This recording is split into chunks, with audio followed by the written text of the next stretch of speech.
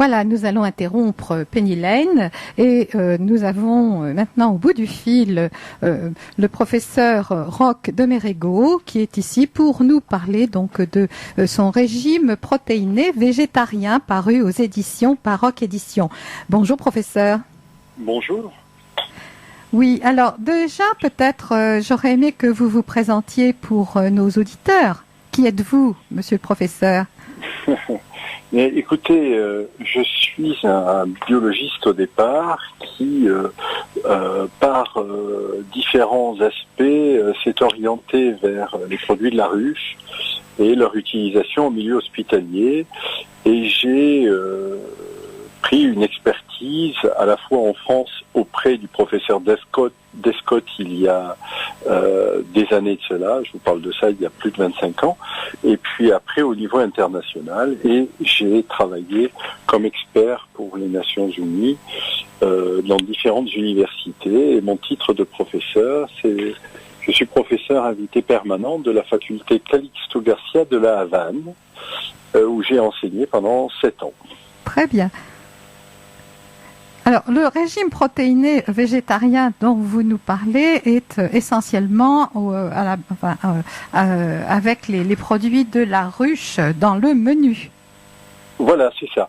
En fait, bien souvent, la critique que l'on entend au niveau des végétariens ou des gens qui sont intéressés par réduire considérablement l'apport de protéines issues de l'animal, des protéines animales dans leur diète, c'est toujours attention les carences, attention les manques de viande, vous allez manquer de protéines et vous allez tomber malade, quoi. En gros, c'est ça. Si vous mangez végétarien, ça peut pas marcher. Ou alors, l'autre système, c'est, de toute façon, si on veut des protéines, il faut obligatoirement prendre des protéines de soja ou alors mélanger riz et lentilles. Donc vous imaginez bien que c'est pas bien agréable tout ça et que tout d'un coup les gens disent mais moi alors si c'est ça, j'ai pas envie d'être végétarien. Enfin, il y a autour de d'être végétarien tout un ensemble de méconnaissances qui font peur bien souvent et même au monde médical, figurez-vous. Parce que c'est pas connu. Alors que les produits de la ruche, et en particulier le pollen frais congelé, bien sûr, est un apport en protéines tout aussi intéressant que la viande, en termes de pourcentage, mais en termes de qualité, bien supérieur. Alors, pourquoi plutôt adopter un régime végétarien? Alors, d'abord parce que on parle de bien-être en général et d'épanouissement personnel. Je crois que c'est les deux critères. D'abord, le bien-être personnel, c'est avant tout d'avoir un corps qui est vivant et que l'on sent profondément, je dirais, en harmonie, avec un bonheur de vivre dans son corps et de vivre le corps que nous sommes dans les meilleures des conditions. Ça, c'est le premier point. Il s'avère que on doit réfléchir un peu si l'alimentation qu'on a reçue de la tradition est la meilleure alimentation possible. Il faut avouer aussi une chose, c'est que les gens mouraient relativement jeunes avant par rapport à aujourd'hui. Et au fond, ce qu'on a envie, nous, c'est d'être à 60 ans en bonne santé, à 70 ans en bonne santé, à 80 ans encore en bonne santé, en train de faire plein de choses. Moi, je connais des personnes qui ont entre 75 et 80 ans, qui font du cheval, qui partent en randonnée, qui veulent vraiment vivre leur âge en bonne forme. Et donc, pour ça, le régime végétarien est nettement supérieur à l'alimentation protéinée animale, parce qu'il y a énormément de toxines dans les protéines animales. Pour pouvoir les digérer, pour pouvoir assimiler les protéines pour notre corps, il y a évidemment beaucoup de toxines. Puis le deuxième point, qui est non des moindres, c'est un point de vue émotionnel, mais pas simplement qu'émotionnel, aussi de vouloir arrêter d'être dans un processus où l'animal est l'esclave de l'homme et où l'animal va être juste là pour satisfaire un principe égotique, j'ai envie de dire, et au contraire de préserver les animaux en arrêtant qu'ils soient dans le circuit alimentaire comme ça. On peut sans problème s'en passer, on peut sans problème vivre sans carence et avec une alimentation très agréable, sans pour autant devoir abattre et faire souffrir ces animaux, et encore plus aujourd'hui quand on voit ce qui se passe dans les abattoirs.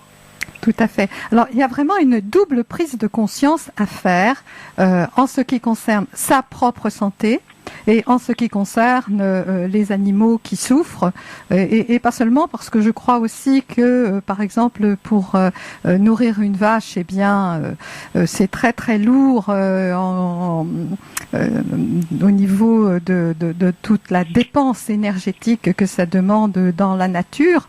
Et il est vrai que, eh bien, là encore, hein, si on veut que la Terre continuera toujours toute seule, hein, elle se fiche de nous à la limite. Mais si on veut que l'homme continue, peut-être qu'il y a à revoir notre façon de faire. Oui, puis on a un devoir quand même d'héritage.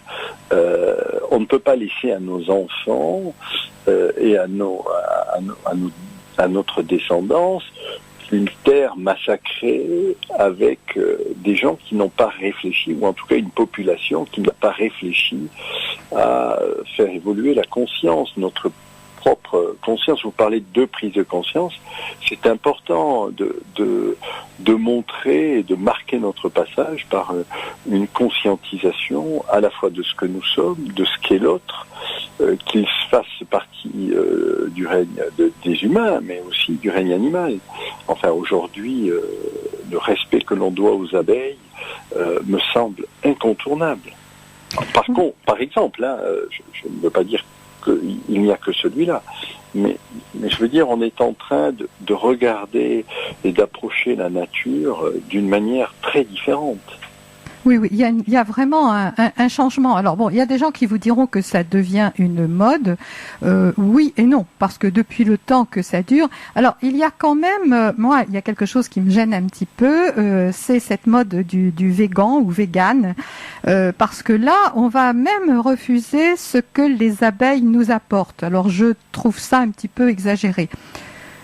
Alors, je pense que dans toute chose, vous avez de l'extrémisme qui s'y met, et dès que l'extrémisme s'y met, on est dans un processus qui est contre efficient, qui ne sert pas, je dirais, entre guillemets, la cause. Et le vegan, avec ce côté absolument fermé par rapport à tout ce qui est l'animalité, par exemple, je donne un exemple, les abeilles sont boulimiques.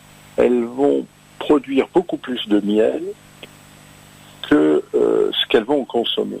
Bien sûr. Alors, je suis tout à fait d'accord avec les véganes dans le sens de dire pourquoi on va leur prendre et elles vont souffrir et après on va les nourrir, tout ça, avec du sucre. Tout ça, c'est un point de vue juste. Par contre, si on récolte au printemps d'après, au lieu de récolter à la fin de l'été, et qu'on ne laisse pas assez de nourriture aux abeilles, mais si on récolte ce qui reste au printemps d'après, qu'elles n'ont pas consommé, et qu'elles ne vont pas consommer puisqu'il y a des fleurs de partout et puisque le printemps est redémarré, on ne va pas être prédateur de l'abeille. Voyez-vous, une poule peut pondre beaucoup plus que ce qu'elle peut élever de poussins. Bien sûr. On n'est pas prédateur de la poule en prenant des œufs. Il y a un ensemble de paramètres comme ça qui me semble être juste de regarder en harmonie avec la nature, pas forcément devenir, je dirais, avec un certain extrémisme. Par contre, il y a des réflexions chez les véganes sur certains points qui me semblent très intéressantes aussi. Je pense que tout n'est jamais totalement négatif ou totalement positif, et il y a une rencontre à faire, des discussions à avoir. Mais aujourd'hui, on n'est pas prédateur des abeilles si on prend du pollen en quantité raisonnable et en élevage harmonieux avec les abeilles. Et on n'est pas prédateur non plus quand on prend du miel. Voilà, je pense que on peut élever son niveau de conscience. Sinon, on va commencer, après on va entendre des gens qui vont nous dire, oui, mais alors le cri de la salade quand on la coupe. Oui, tout à fait. Voyez-vous ? Il est vrai que le légume est vivant, plus ou moins, bien sûr, il grandit. Voilà, alors qu'est-ce qu'on fait ? On va plus manger que des tomates, parce que chaque fois qu'on arrache une carotte, elle crie. Et puis, bon, si on en revient aux abeilles, bon, malheureusement, en ce moment, on a des gros problèmes avec des lois qui sont un peu, bon, anti-abeilles.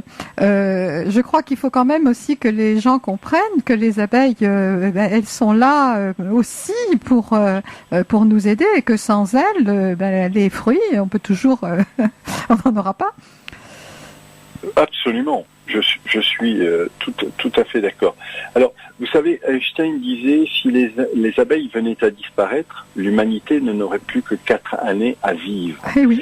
Et beaucoup sont partis sur l'idée de la pollinisation. Je pense que Einstein ne parlait pas de ça par rapport à la pollinisation, parce que c'est vraiment voir les abeilles sur un petit aspect seulement. En fait, Einstein parlait de la relativité. Les abeilles ont 90 millions d'années d'évolution sur notre planète. Elles ont passé des tas de cataclysmes, des tas de choses, et elles ont toujours survécu, se sont adaptées et ont vécu harmonieusement avec le milieu ambiant. Si la Terre était tellement déréglée que les abeilles venaient à disparaître, Einstein veut dire par là qu'on aurait tellement déréglé la planète que nous-mêmes, nous ne pourrions plus y vivre dessus. Voyez-vous ? Et donc, Einstein, c'est par rapport à la relativité du désordre créé par l'humain qui ferait que si on arrive à tellement rendre cette planète déréglée que les abeilles n'arrivent pas à survivre, alors nous non plus ne survivrions pas. Je pense que c'est beaucoup plus par rapport à ça que par rapport à simple pollinisation. Parce que on a maintenant des gens qui commencent à dire oui, mais on remplacera par d'autres insectes et ainsi de suite. Vous voyez, comme si c'était simplement un problème de pollinisation. Non, c'est un problème de dérèglement global. Si les abeilles venaient à disparaître, l'homme ne survivrait pas. Alors, vous introduisez donc les produits de la ruche au menu végétarien, donc ce qui donne un régime protéiné tout à fait équilibré. Et je recommande donc votre recueil. Et je rappelle, il ne coûte que 5 €. Enfin, je le rappellerai encore après. Et oui, dans ce recueil, on trouve non seulement des menus, mais on trouve des quantités de très très bons conseils. Merci.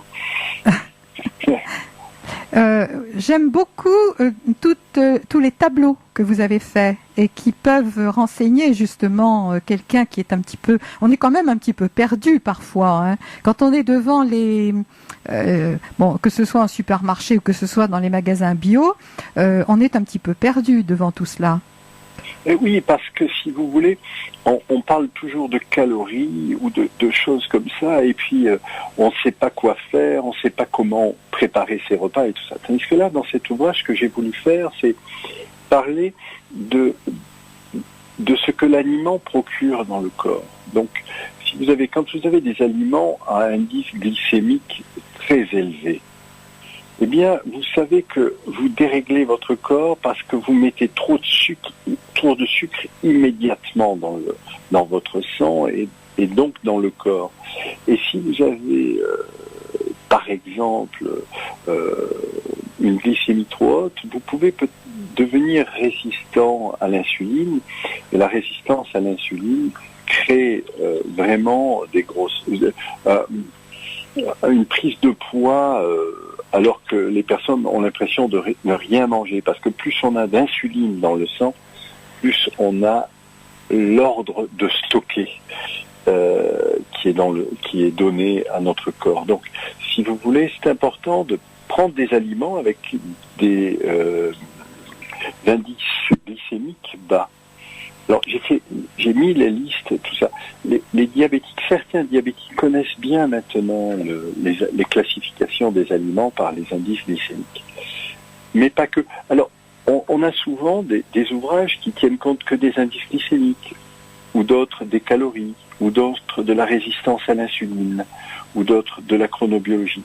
J'ai essayé dans cet ouvrage de faire en sorte que l'on comprenne le rapport acido-basique, ce que c'est, pourquoi il ne faut pas manger trop acide, pourquoi il faut compenser entre le côté acide et basifiant dans le corps, et ainsi de suite.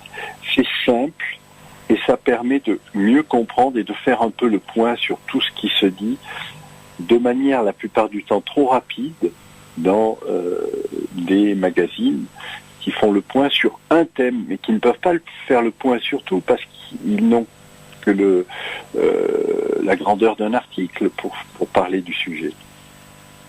Il y a une chose qui m'a beaucoup étonnée, c'est la différence qui peut exister entre un fruit qui est mûr et un fruit qui ne l'est pas.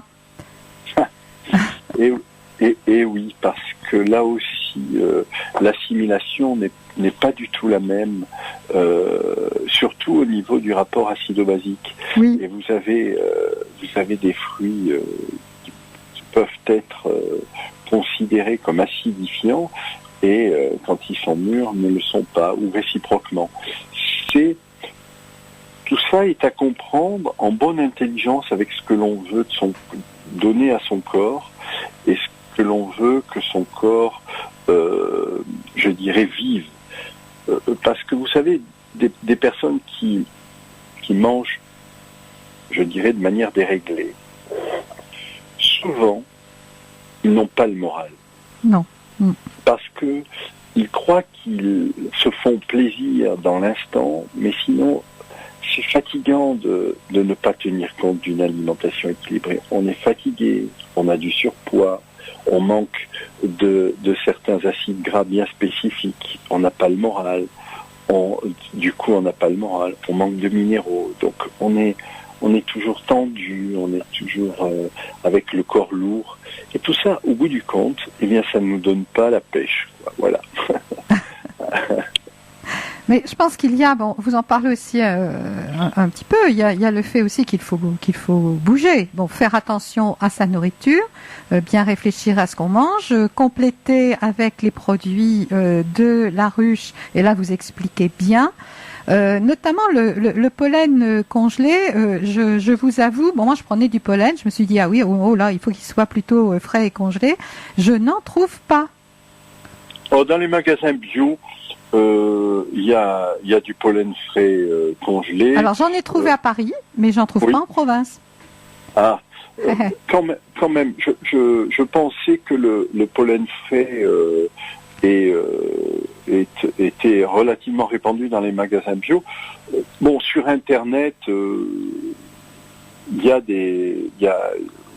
si je peux citer un site par exemple, Pollenergie.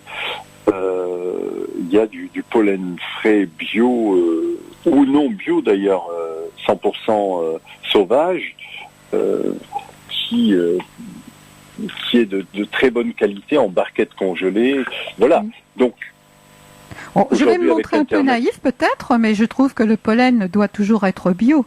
Parce que quand les abeilles le récoltent, s'il n'est pas bio, elles vont pas pouvoir le rapporter. Hein. Elles ne le rapportent pas à la ruche. Ah, alors, le bio n'est pas simplement un critère qui définit la récolte de l'abeille. C'est aussi l'ensemble des processus Bien sûr. de traitement de la ruche et l'ensemble des processus après récolte. D'accord. Alors, vous avez raison sur ce point particulier-là. Dans l'ensemble, les abeilles, ce qu'elles ramènent à la ruche, c'est de qualité.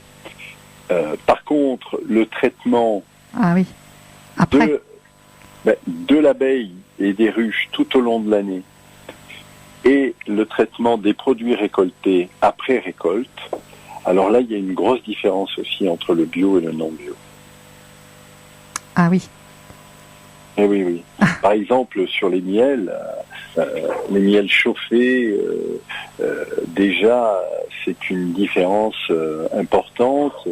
La manière de traiter les ruches tout au long de l'année, de les nourrir ou pas, et ainsi de suite, ou les nourrir qu'au miel, ou plutôt qu'au sirop industriel de glucose, ou même de saccharose, pire encore. Eh bien, on se retrouve avec des traitements par rapport au miel, mais surtout par rapport aux abeilles, très différents. Ah oui, j'avais pas du tout pensé à ça. Bon, moi, je n'achète pas mon miel. De toute façon, j'achète que localement, chez des gens que je connais, dont je sais comment ils traitent leurs abeilles, etc. Je n'achète jamais, par exemple, du miel en supermarché. On ne sait pas d'où il vient.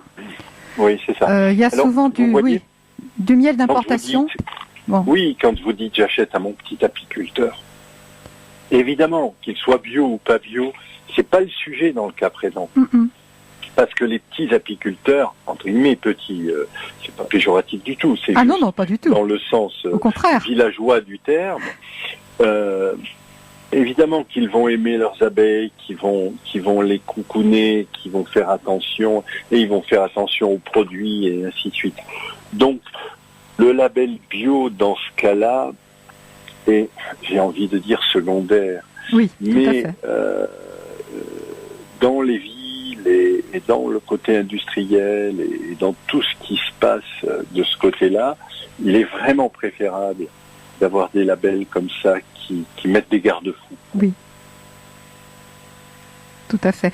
Les graines germées, pareil, vous en parlez. Donc, à faire soi-même, c'est pas toujours évident. Non, c'est vrai. C'est pas toujours évident. Mais avec des germoirs, maintenant, on trouve des germoirs qui sont assez faciles à mettre en œuvre. Oui. Mais là aussi, c'est un coup à prendre, les graines germées. Il y en a aussi dans les magasins bio ou dans les grandes surfaces au rayon des frais. Et c'est très pratique à utiliser. Par contre, ça compense bien parce que c'est extrêmement basifiant, les graines germées. Oui. Donc, si vous voulez, quand vous prenez une alimentation qui est un petit peu acidifiante, eh bien, en rajoutant des graines germées, d'abord, on rajoute du vivant. Hein. On a plein d'enzymes, de protéines, de vitamines et ainsi de suite. Mais en plus de ça, on rend la portion en équilibre entre le rapport acide et base, c'est-à-dire le rapport acido-basique. Et c'est très important parce que vous savez, on doit avoir un sang qui a un pH de 7,4 à 7,8 oui. maximum, mais on doit avoir un pH de notre sang plutôt basique. Et donc c'est très important d'avoir une alimentation qui ne soit pas que acidifiante. Très bien. Je voulais vous demander où on pouvait trouver ce livre. Alors, dans toutes les librairies, oui. sur commande, je pense, parce que certains en ont en stock ou pas, puisque franchement, il est en train de faire un petit buzz. Mais sinon, sur Internet, moi, je préfère que vous passiez dans le circuit des librairies indépendantes, parce que voilà, les libraires font un boulot remarquable. Tout à fait. Mais sinon, ceux qui n'ont pas accès aux libraires ou quoi que ce soit, eh bien à ce moment-là, par Internet, dans tous les sites de vente de livres, il y est. Très bien. Eh bien, je vous remercie beaucoup. Je ne sais pas si vous avez quelque chose à ajouter. Je crois qu'on a fait le tour un petit peu. Oui, je pense que ce qui est à rajouter, c'est vraiment d'aimer les abeilles, de les observer et de faire en sorte que, en les préservant, au fond, quelque part, on donne un avenir à notre planète et un avenir à nos enfants et petits-enfants. Voilà. Ça, je crois que c'est primordial. En fait, c'est un petit insecte d'un point de vue juste comme ça, mais c'est un immense pont pour l'avenir de notre planète. Alors, j'ai entendu dire que le 20 juin serait désormais le jour des abeilles, un jour pendant lequel il s'agissait de planter des quantités de fleurs en pensant aux abeilles. Oui, c'est ça. Bon. C'est ça. Et je trouve ça très important. Voilà. Et puis merci pour avoir parlé de mon livre Le régime protéiné végétarien, parce que c'est vraiment touchant d'avoir eu ces compliments-là. Mais je vous en prie. Non, moi, votre livre m'a vraiment séduite. Bon, moi, je vous ai déjà dit, hein, de toute façon, je ne suis pas complètement végétarienne, mais j'ai été élevée au milieu d'abeilles. Et je vous avais dit, je ne suis plus très jeune et je n'ai jamais été piquée par une abeille. Jamais. Écoutez, alors que j'ai vécu au milieu des abeilles pendant fort longtemps et ouais. Non. Vous voyez, ce régime, il n'est pas simplement fait pour les gens qui sont végétariens, il est aussi fait pour les gens qui réduisent leur part de viande et pour qu'ils maîtrisent l'apport en protéines quand même. Oui. Voilà. Je vous remercie beaucoup, parce que c'est vrai que c'est vraiment très très utile. Et puis à l'heure actuelle, on a tellement des idées qui partent dans tous les magazines, ça part absolument dans tous les sens. Je crois que heureusement qu'on a ce genre de livre pour nous remettre un petit peu dans le droit chemin et nous expliquer les choses. Merci beaucoup. Merci beaucoup. Au revoir, professeur. Merci. Au revoir.